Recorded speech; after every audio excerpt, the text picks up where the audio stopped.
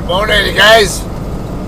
Alright, today is Tuesday, the 2nd of September, day after Labor Day. Alright, it's just before 6:15 a.m. local time. We are southbound on I-15, so I'm watching this car right here. Make sure I know what they're doing, what I'm going to do. Alright, we are actually in the San Diego County area. I gotta double check what's going on with my reefer unit. I got an amber light, but we have to wait till we get to the customer to figure out what's going on there. More likely. We're only 15 minutes away, so I might as well just get to the customer. Speaking of which, let you know where we're going to. We are going to a customer in a city that my non-California friends always have trouble pronouncing, or they seem to. The way we pronounce it locally is Poway, but I think a lot of the out-of-towners I know, out-of-staters I know, come on. The out-of-state people I know tend to pronounce it Poway or I don't know. I've heard a couple different ways that are never right. But yeah, Poway. That's how we pronounce it locally. Okay, it's in San Diego County. I wouldn't really call it North San Diego County, but it is north of San Diego. As it is, we're at mile marker 22. Mind you, mile marker 22 is how far we are from the Mexican border. But Poway is right here off of I-15, so just to the east of the interstate and north of San Diego. Easy way to find it. If you look on Google Maps, there is a particular route that I would take from. To get down to our favorite beach, which is Torrey Pines State Beach. There's a highway called Ted Williams Parkway. It's Highway 56. And right there, just south of there, is where, we're going to be exiting the freeway. A couple exits south of there is where we'll be exiting and heading east. It's going to the Sysco Foods facility. Oh, now my reefer unit's green again. Interesting. Okay. Alright, my first time going to this particular location. I've been to Sysco a number of times, just never to this particular location. This is actually the first of two drops. Both of the drops are Sysco facilities. The first one is this morning here in Poway. And, see, Ted Williams Parkway and Highway 56 is right here, 3/4 mile away, by the way. Then Poway Road, or Poway Parkway, whatever, after that. And Scripps, I think it's Scripps Poway Parkway, I believe, is the one that I'm going to be wanting to use. This one I was scouting ahead yesterday. That appeared to be the road that I would naturally want to take. I don't know how truck legal it is, but actually it should be good because even my onboard system here is suggesting that exact exit. Mercy Road, Scripps Poway Parkway. So yeah, that'll be the one we'll be taking. Anyway, I do have a second delivery to make tomorrow morning in Oxnard. And I do plan to vlog that one as well. So, how about today, though? I'm going to go ahead and talk about a couple things that went on for me this last week. One might have been, if I have time, one was yesterday, and then the other one was last week. I don't think I talked about this yet, so we'll talk about last week. I got a load to Shafter.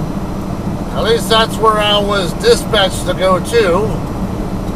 But I was also dispatched to use that my load was in a specific trailer, H20751, and on delivery day, I hooked to that trailer, that exact trailer, knowing that that's the one that is the that's in my load assignment. And I get rolling with it. Get about halfway to Shafter. And the route I take takes me right along the south side of Edwards Air Force Base. And I was almost right there at by where the red Edwards gate is at, South Gate. And I found out while I was talking to my planner about something unrelated on the phone. He mentions to me that he's getting a notification from our QA people that my trailer, or the trailer that's associated with my load, has an alarm code. So he starts asking me, is your reefer unit shut down? I'm like, no, it's perfectly fine. It's like I'm looking right at the green light, and I can hear it running even through my headset. So definitely, I know for sure it's running fine. So I started getting like, well, wait a minute, what the hell is going on here? And now, mind you, I had a pre-plan for the following day to deliver a load in Colton, if I recall. So I wasn't really sure if the trailer that he had mentioned was supposed to be my Shafter load or if it was or Colton. So I went and looked at the BOL and double checked it. I'm like, shit, man, this thing says it's going to Riverside, even though I clearly saw on my load assignment that I was supposed to take 20751 and take it to Shafter. Very, very clearly on my load assignment. So I'm like, well, why the hell does my BOL say Riverside then? Then I started looking closer. The PO number on my bills doesn't match what's on the load assignment. So that's another red flag. And, I'm kind of irritated at myself because I could have caught this at the drop yard. And what ended up happening, I ended up getting all the way out to Shafter. So we were trying to figure everything out. I even got a copy of a second BOL that seemed to have the correct PO number and actually had Shafter as the destination. I'm trying to read that sign. It basically had no parking sign, not an issue. Okay, 3.5 miles. We're going to turn right on Kirkham Road. That's the same street our customer is on, by the way. Anyway, the planner emails me another copy of a BOL that actually matches the PO number that was in my load assignment, and it actually does show as Shafter. But then I look at the trailer number, and it shows the trailer number 171. I'm like, we don't have 3-digit trailer numbers at Hirschbach. What the hell trailer is this? And it starts raising a lot of questions. Who made what mistake now? Mind you, the shipper, as far as I can tell, I didn't pay that close attention to it, but it appeared that the shipper does not put the carrier name on the BOL. It only mentions the trailer number.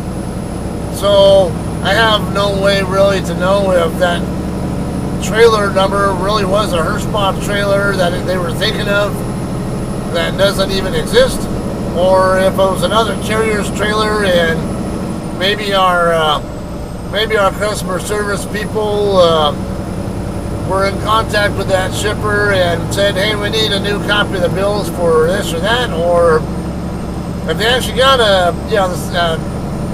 scanned in unsigned bills from one of our own drivers when they sent their load-in call for the load. I don't know. Well, like, how the hell you get trailer 171? We don't have a trailer 171. And I even wondered, well, maybe they truncated and maybe it was supposed to be H00171, but only put 171 instead. Because when I go to Walmart, this is what my thought process was. When I do loads to Walmart, because all of our 5-digit trailers that are not JCT trailers, or legacy JCT trailers, I should say. We do have JCT trailers that are 5 digits as well, but the legacy JCT trailers are 4 digits and don't have letters on them. Whereas the newer JCT trailers that were bought when Hirschbach had already bought JCT, but JCT was still being run separately. We had some trailers of that variety that do have H numbers on them, and they're all 5 digits. So anyway, but Walmart, we have, when we have these trailer numbers, they don't they don't mess with the H on the trailer or the T. Some of the trailers have a Tato number. Most of them have an H or a hotel number. But I was thinking maybe they truncated the zeros, the leading zeros on the trailer number or something, since they don't deal with letters anyway. But I don't. Our planner even looked up H00171 to see if we even have a trailer of that number. No, go fish. We don't have a trailer like that. So it was like raising all kinds of questions. Where the hell did they get this trailer number from then? Is it another carrier's load? And then I'm wondering where the BOO came from. Like I said, did they get it from one of our own drivers, or did they ask the shipper for a copy of it? Not knowing that it was actually another carrier's load or something. I should have even asked the guard shack when I actually got to Shafter if it was possible that. Yeah, well, it was actually, I was there a little bit early because my appointment time said 15:20 was my appointment time. But when I actually showed up in Shafter, the guy at the guard shack said the correct PO number that I was supposed to be bringing in, but who knows what trailer, was not due there until 1700. So all kinds of like a comedy of errors, I guess I'll say. Was it the shipper's mistake or our CSR's mistake or both? I don't know. But long story short, I get all the way out to Shafter only to get turned away because I find out that the receiving through the receiving office that the Riverside Walmart DC really is expecting a load with the PO number that was on my bills. I don't know when, but they were expecting one. So they wouldn't take me, and for good reason, because the load turned down. I think it really was supposed to go to Riverside, and it was still creating a headache for one of our other local drivers yesterday. I think it just delivered last night, actually. But I ended up, I ran 3.5 hours or whatever it is from the drop yard to Shafter only to get turned away and taken right back to the drop yard. What a mess. Okay, we are less than a mile away from Kirkham Road. Deer crossing next 5. Prepare to stop wind flashing. Poway. Alright, and then yesterday, mind you, now going back to the Shafter load, I still to this day don't know whatever happened to the actual trailer that the Shafter load that I was supposedly taking really was at. I'll never know. Probably my best guess is it was probably on another carrier's trailer, and the other carrier probably showed up on time to deliver it. Who knows? But anyway, so fast forward to yesterday, I had a pre-plan to deliver to the Stater Brothers DC in San Bernardino. Okay, that's only a 5-10 minute drive from our drop yard. You don't even have to use any highways, it's just surface streets right over there. And I get over there now. When I first hooked to the trailer, I started scanning the bills and all that. I'm like, why is there handwriting on the bill saying that it shows $1,499, And then, yeah, like they received that many of the cases already. And then there was a certain line item on there circled and says reject for Ishmael, whatever. So I'm like, there's another red flag. I had no idea that somebody else had already delivered or attempted to deliver my load. I thought I was original. I thought I was going to be delivering all of it, and I see this on the bills. And then I look at my load scale gauge here on my dash, and it's barely at like 20,000 pounds. So, which is indicative of a very, very light load, by the way. When I'm pulling a bone dry empty trailer, it usually indicates about 15,000 pounds or so on the drive axles. 20,000 is really light, like maybe 5,000 pounds extra on the drive axles compared to what I would normally see. Okay, we're gonna make a right turn. No. That's not the right spot. It should be this one right here.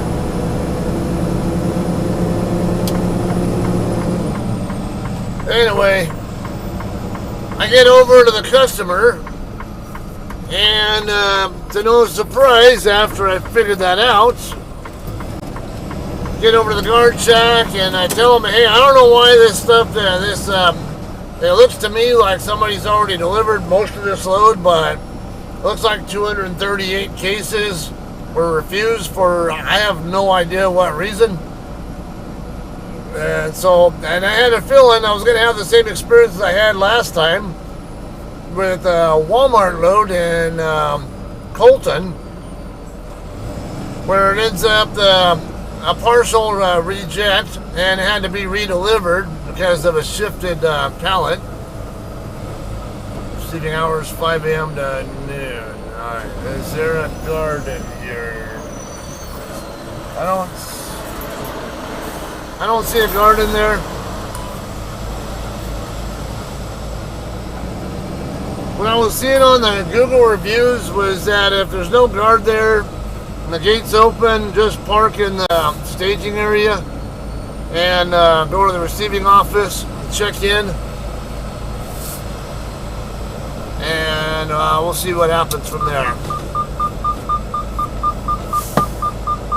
Okay, look like there's plenty of, you know what? I don't want to be parked where the dock doors are at if I don't need to. More vacant spots over there means more space for people to dock in with. So let me back into one of these spots that faces away from the doors.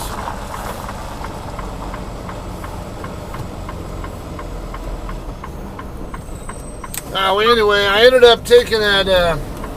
Because I didn't have another a fresh BOL with only the 238 cases on it with the new PO number. So I had a feeling I was going to get turned away before I even got there. And then sure enough, I get there. And that's exactly what happened. Because I didn't have, since I didn't have a new BOL with the new, a new PO number, since the other one had already been delivered with the partial reject. There's my logs. Yeah, I got turned away. Just had to take the load right back to the yard. The planner was kind of walking in on the back end of this, had no idea. So he was reading through notes. He sent me a copy of a BOL that was in the notes, or what, the history on that load. But it turned out it was the same as what I already had on hand, and it was, the PO number matched. It was a full 8-page BOL. Like, yeah, I can't use this. This is the same set of BOLs and PO numbers that I already had. So all right, just go ahead and drop it. Well, they'll sort it out. So, yeah, fun little mess there. All right, anyway, let me find I don't remember what the door number was where they said the office was at, but it's probably over here in the corner somewhere. Just in case, I'm going to get the vest on, and we'll get checked in, and we'll see what happens from here. Alright guys, we are checked in. Yeah, the office is over in the corner. They got a door open right there, and then right in front of you is the receiving office. Gonna be docking into door 45, which is straight over here. Gonna be right next to the yellow Volvo that's over here with, can't tell what company that is. Right now, okay, you got DOT Foods right here in 43, and then the Bundall, I think it's Bundall Brothers or something, over in 45. 44, we're gonna be right next to him.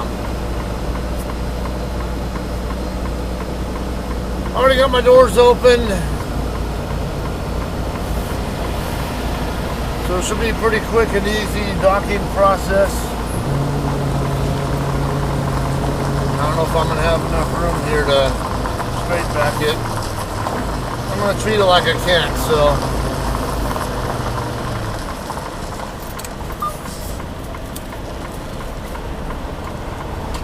I might have been able to make it, I don't know, but, okay, that's good. The tandem's about where I want them to be. I'm not going to make it, so we'll go ahead and straighten out. Into a slight blind side here. Looks a lot better there. Kind of gradually work it into the center of the lane here like this.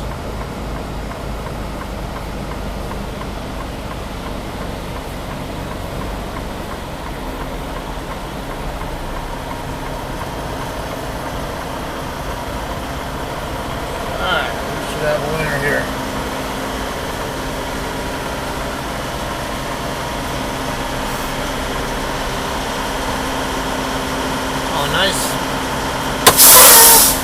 Nice gentle touch of that dock door this time. Okay,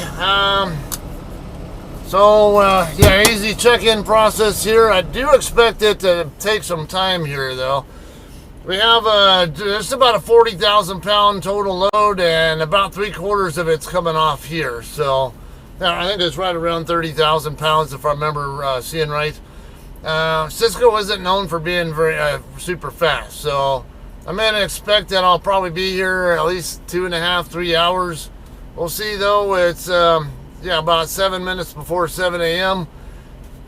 So let's expect to probably be if I get out of here by 10 a.m. we'll call it a win. Well, guys, we're finally out of here. It's already 3:20 here now. So I went actually a little over 8 hours past my appointment time before I was finally able to get out of there. Typical Sysco fashion, being slow. Now, I had I think they were done unloading me, and the door light turned green around maybe 11 o'clock or so, give or take, maybe 30 or so. I don't know. It was somewhere around that ballpark when I stopped feeling them go in and out of the trailer. So I would have to guess that I've been waiting like 4 hours for them to be, for the bills. I didn't even get the text message from Capstone saying that they were starting to unload me until right before I got the signed bills. Oh my God, it's, yeah, ridiculous. And I got to be in Oxnard tomorrow morning at 9. I don't know. I'm going to have a great deal of time to work with now to get back to the yard, go home for a break, and then start running across to Oxnard in the morning, because I'm expecting I'll probably have to leave the yard by around 5 o'clock in the morning or so, because 210 freeway is pretty busy with traffic on, you know, and that time of day, or, you know, as I'll be going across. So, yeah, it's going to be a little slow. So I'm not really happy about how long it took. Not to mention, the longer it took here, the more opportunity it gave for traffic to build up. It looked like it's okay getting up onto the 215 in Temecula, but yeah, it's bad chance of the traffic being anything remotely nice when I get to the Moreno Valley interchange where 215 and 60 meet up. So it's going to take more time to get back to the yard than I really want to be taking because of the expected delays now. So that's why it really frustrates me. I can deal with some delay there, but this was like beyond ridiculous. 4 hours after they were already done pulling the freight out of my trailer should not have happened, in my opinion. I don't know what the delay was, but whatever. Alright, anyway, we're getting back on 15 North now and gonna head back to the yard. Guess we can see you guys, I don't know, I think I do plan on vlogging tomorrow morning's delivery. There aren't very many pallets left in there. It looks like there are only about 6 or so pallets. I don't know. Not very. What is that noise? I don't know what it is. It's something on my phone, and I just keep hearing it, and I have no idea what the hell it is. Anyway, come on. You gonna turn green or not? Fuck you then. Oh, I'm looking over here on the sides. What the hell? These lights over here on the sides weren't changing at all, and then I realized there's a light up on top above my lane that was green. I'm like, at that point I was already, fuck you, I'm not gonna keep waiting because it's been red long enough. Anyway, alright, that's all I got. You have a good day. Hope you guys have a better day than I had.